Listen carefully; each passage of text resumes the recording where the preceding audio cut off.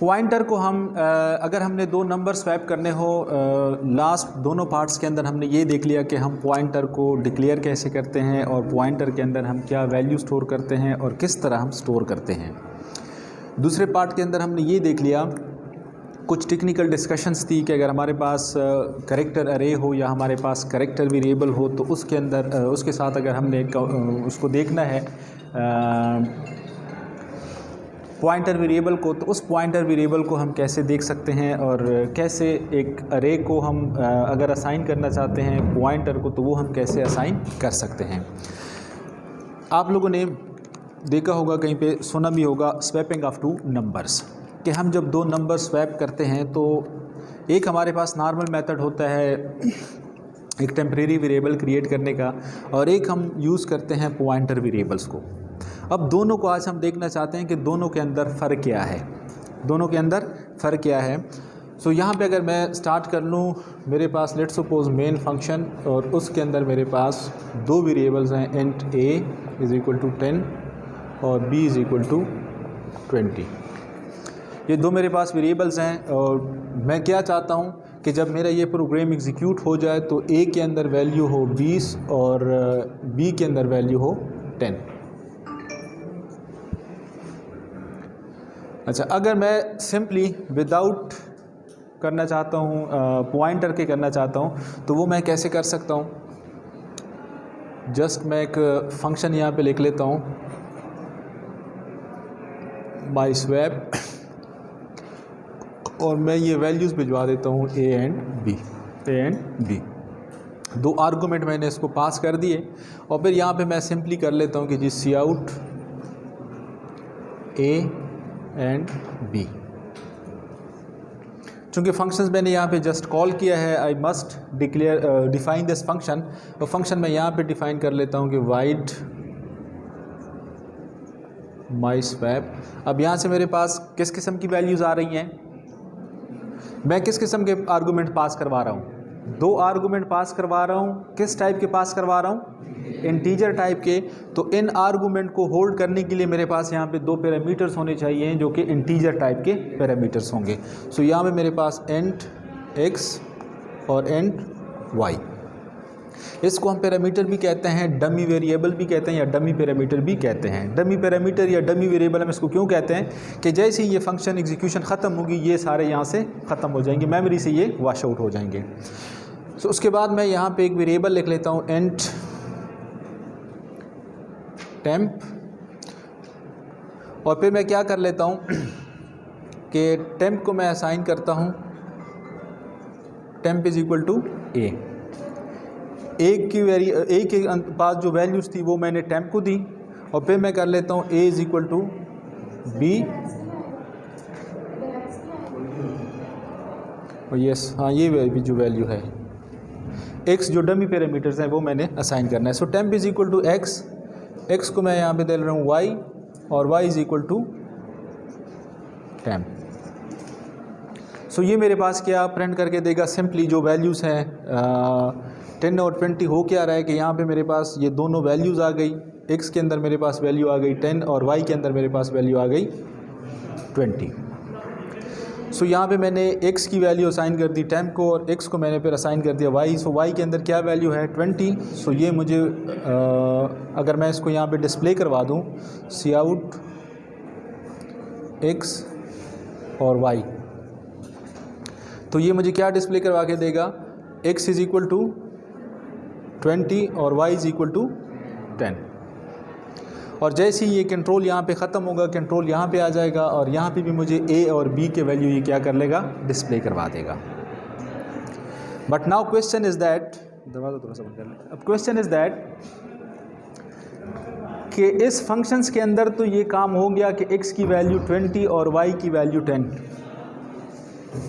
Control यहाँ से दोबारा आ जाएगा मेन फंक्शंस के अंदर, जहाँ से कंट्रोल चला गया था यहाँ पे आ जाएगा display C out a C out b। यहाँ पे क्या वैल्यू प्रिंट होगी, यहाँ पे जो वैल्यू आपके पास प्रिंट होगी a इज़ इक्वल टू 10 और b इज़ इक्वल टू 20। तो स्वैपिंग तो मेरी नहीं हो सकी। स्वैपिंग कहाँ पे हुई है, स्वैपिंग सिर्फ मेरे पास फंक्शन के अंदर हुई है। अच्छा, अगर मेमोरी रिप्रेजेंटेशंस हम देख लें इन दोनों की, तो ये अगर लेट्स सपोज मैंने पहले मेन फंक्शंस के अंदर दो वेरिएबल्स लिखे थे मेमोरी के अंदर, ए के लिए अपनी जगह रिजर्व हो गई थी और बी के लिए अपनी जगह रिजर्व थी, सो 10 और 20। ये मेरे पास डमी पैरामीटर्स थे, डमी वेरिएबल्स थे, इनके लिए मेमोरी के अंदर अपनी जगह रिजर्व है x एंड y। और जब ये फंक्शन कॉल हुआ तो a और b की वैल्यूज़ यहाँ पे कॉपी होकर आ गई। Actual values are copied, word याद रखें, actual values are copied. So यहाँ पे 10 और यहाँ पे 20। यहाँ पे मैंने एक तीसरा वेरिएबल असाइन कर दिया टेम्प, वो भी मेमोरी के अंदर यहाँ पे एग्जैक्टली टेम्प वेरिएबल क्रिएट होगा। टेम्प के अंदर मैंने पहले क्या वैल्यू रखी है 10, फिर उसके बाद मैंने x को y की वैल्यू दी, y के अंदर क्या वैल्यू है 20, सो यहाँ पे ये वैल्यू आ जाएगी 20, और y के अंदर क्या वैल्यू मैंने रखी है जो टेम्प के पास वैल्यू थी 10, यहाँ पे मैंने डिस्प्ले करवा दिया। सो x और y की वैल्यू तो मेरे पास प्रिंट हो जाएगी। यहाँ से कंट्रोल जब वापस चला जाएगा इसी स्वैप फंक्शंस के बाद, और उसके बाद यहाँ पे आ जाएगा सी आउट ए एंड बी, तो a और b को तो मैंने अभी तक छेड़ा ही नहीं है। सो वो वैल्यूज़ मेरे पास कैसे हो गई, एज इट इज़ प्रिंट हो गई, so there is no swapping. अब अगर मैंने एक्चुअल स्वैपिंग करनी है, एक्चुअल स्वैपिंग मैंने करनी है, तो मुझे यहाँ पे सिर्फ एक चेंज करना होगा। यहाँ पे मैंने ए और बी के एड्रेस फॉरवर्ड कर दिए, ए और बी के मैंने एड्रेस फॉरवर्ड कर दिए। थोड़ा सा यहाँ पे जो चेंजेस आ रही है वो भी मैं यहाँ पे साथ लिख लूँ।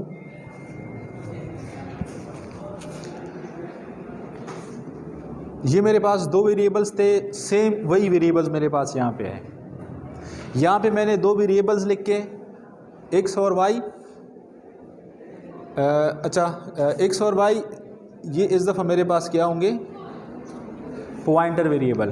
क्यों पॉइंटर वेरिएबल, यहाँ से मैं क्या भिजवा रहा हूँ, एड्रेस भिजवा रहा हूँ। सो एड्रेस को होल्ड करने के लिए मेरे पास क्या होगा पॉइंटर वेरिएबल होगा। सो ये मेरे पास दो पॉइंटर वेरिएबल आ गए, x और y। अच्छा, इसका एक एड्रेस लेट्स सपोज 500 है और इसका एड्रेस है 800। अच्छा, मैंने दो वेरिएबल्स पॉइंटर वेरिएबल लिख के उनके एड्रेसेस लेट्स सपोज 200 204, ये इनके एड्रेसेस हैं। जैसे ही फंक्शन कॉल हुआ, इस a का एड्रेस और b का एड्रेस रिस्पेक्टिवली, a का एड्रेस x के अंदर और b का एड्रेस y के अंदर। सो x के अंदर क्या वैल्यू स्टोर हो जाएगी, x के अंदर क्या वैल्यू स्टोर हो जाएगी, दोबारा देख लें, a का एड्रेस कॉपी हो जाएगा x के अंदर और b का एड्रेस कॉपी हो जाएगा y के अंदर। a का एड्रेस क्या है 500 और b का एड्रेस क्या है 800। सो x के अंदर क्या वैल्यू आ गई 500 और y के अंदर क्या वैल्यू आ गई 800। याद रखें 500 800 और नॉट वैल्यूज़, ये क्या है एड्रेसेस हैं। एक मैंने तीसरा एक वेरिएबल क्रिएट किया यहाँ पे टेम्प के नाम पे, एंड टेम्प के नाम पे। सो टेम्प भी मेरे पास यहाँ पे एज इट इज़ टेम्प भी मेरे पास क्रिएट हुआ। लेट्स सपोज मैं कहता हूँ कि टेम्प एड्रेस है वो 900 पे है। फिर उसके बाद मैं थोड़ा सा यहाँ पे अब चेंज कर लूँगा। चेंज मैं कैसे कर लूँगा कि temp is equal to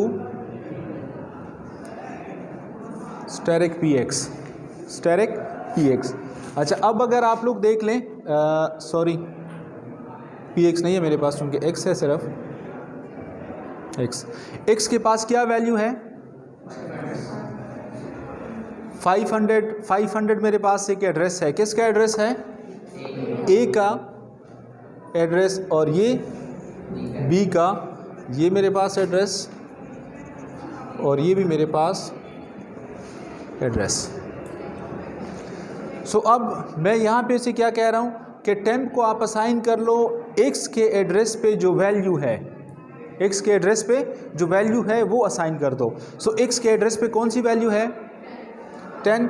so temp के पास क्या वैल्यू आ जाएगी 10। क्लियर। अच्छा, उसके बाद हम कह रहे हैं कि जी asterisk x is equal to asterisk y।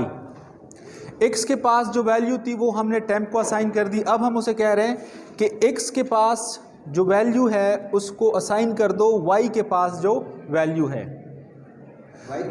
y की जो वैल्यू है वो असाइन कर दो x के पास। x के पास अब, लेकिन x के पास तो हमारे पास क्या है, एड्रेस है। सो x के पास, ये हमारे पास x है, x के पास कौन सी वैल्यू है, 500।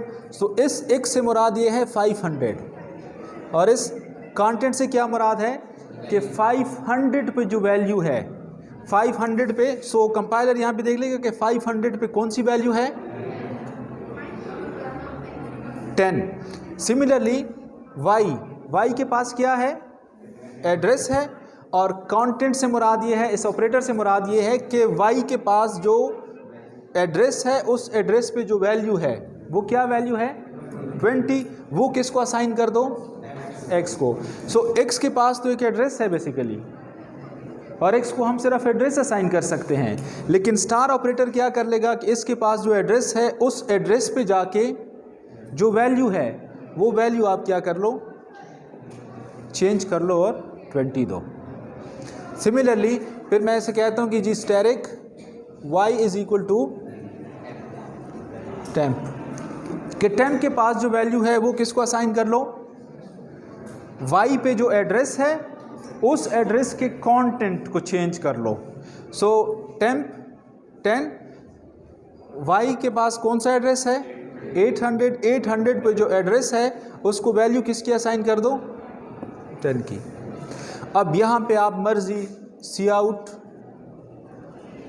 स्टेरिक x स्टेरिक y, क्या वैल्यू प्रिंट होगी, जो आपके पास यहाँ पे 20 एंड 10, कंट्रोल यहाँ से आ जाएगा, यहाँ पे C out a and b। Compiler देख लेगा कि a के अंदर क्या वैल्यू है 20 और b के अंदर क्या वैल्यू है 10। सो यहाँ भी इस दफ़ा वो 20 and 10। So using pointer variable हमने, अच्छा पहले जब मैंने प्रोग्राम लिखा, जब मैं पॉइंटर यूज़ नहीं कर रहा था तो मैं एक वर्ड यूज़ कर रहा था कि the copy of actual values are transferred from here to there. जो एक्चुअल वैल्यूज़ है उनकी कॉपी आ गई। But in case of pointer मैं बात कर रहा हूँ कि addresses of these variable are copied inside this pointer variable. So अब मैं क्या कर रहा हूँ, एड्रेसेस मेरे पास आ गए तो अब मैं उन एड्रेसेस पे जाके क्या कर लेता हूँ, परमानेंट चेंजेस कर लेता हूँ। So whenever we are going to use pointer variable we are going to make change permanent changes inside the memory. अगर हम पॉइंटर यूज़ नहीं कर रहे, we are only going to change the dummy variables, the dummy values और the copied values, and these change or not reflects inside the memory whenever we are not going to use pointer variable। जब तक हम pointer variable use नहीं करेंगे actual values हमारे पास replace नहीं होंगी। कोई क्वेश्चन? ओके, सो 3 पार्ट्स हमने आज कर लिए पॉइंटर्स के। पहले पार्ट्स के अंदर हमारे पास था जस्ट पॉइंटर डिक्लेरेशन, उसको हमने कंपेयर किया अपने नॉर्मल वेरिएबल के साथ कि नॉर्मल वेरिएबल के अंदर हम क्या वैल्यूज़ रख सकते हैं, लेकिन पॉइंटर वेरिएबल के अंदर हम हमेशा क्या स्टोर करेंगे, एक एड्रेस स्टोर करेंगे। अगर आपके पास इंटीजर वेरिएबल है, पॉइंटर वेरिएबल है, तो आप इंटीजर वेरिएबल का एड्रेस स्टोर करेंगे। अगर आपके पास कैरेक्टर है, अगर रियल है एंड रिस्पेक्टिव सो ऑन। फिर उसके बाद हमने ये देख लिया कि अगर हमारे पास कैरेक्टर अरे हो या सिंपली कोई भी अरे हो, इंटीजर अरे भी हो सकती है, कैरेक्टर भी, या डबल स्ट्रिंग की अरे भी हो सकती है, तो अरे बजाते खुद क्या है, एक एड्रेस है। अब उस एड्रेस को जब आप पॉइंटर एड्रेस के साथ मैच करते हैं या असाइन करते हैं तो वहाँ पे हम कुछ टेक्निकल चीज़ें हमने देख ली। फिर उसके बाद हमने स्वैपिंग ऑफ 2 नंबर्स, कि हम कैसे 2 नंबर्स को स्वैप कर सकते हैं without pointer and without pointers. So कभी भी ये कुछ टेक्निकल क्वेश्चंस इस तरह आ सकते हैं कि pass by swapping of 2 numbers using pass by value और pass by reference, pass by values and pass by reference, दोनों के अंदर फ़र्क क्या है। सो पास बाई वैल्यूज़ के अंदर आप लोगों ने देख लिया कि the copy of actual variables are copied inside the dummy variable. Pass by value के अंदर कॉपी आ जाती है और पास बाई रेफरेंस के अंदर एक्चुअल वैल्यूज़ का एड्रेस आ जाता है। सो आप उस एड्रेस पे जो भी चेंजेस करेंगे वो चेंजेस परमानेंटली मेमोरी के अंदर भी आ जाएंगी। लेकिन पास बाई वैल्यू के अंदर आप डमी वेरिएबल के अंदर जो मर्जी चेंजेस कर लें एक्चुअल वैल्यूज़ पे उसका कोई इफेक्ट नहीं पड़ेगा। क्लियर? Okay, thank you.